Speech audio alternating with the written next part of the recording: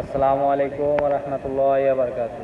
আপনি যদি একজন সচেতন মুসলমান হয়ে থাকেন তাহলে আপনি আজকের বয়ানটা ইনশাল্লাহ শুনবেন মনোযোগ সহকারে। আপনার জীবনটাই বদলে দিবে ইনশাল্লাহ। আল্লাহকে ভয় করো হাক্কা তুকাতিহ, যেভাবে আল্লাহকে ভয় করা উচিত। বিসমিল্লাহির রহমানির রহিম। ইয়া আইয়ুহাল্লাযীনা আমানুত্তাকুল্লাহ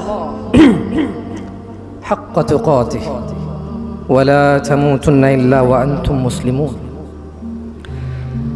ইয়া আইয়ুহাল্লাযীনা আমানুত্তাকুল্লাহ, হে তোমরা যারা ঈমান এনেছো, আল্লাহকে ভয় করো হাক্কা তুকাতিহ, যেভাবে আল্লাহকে ভয় করা উচিত। কেন?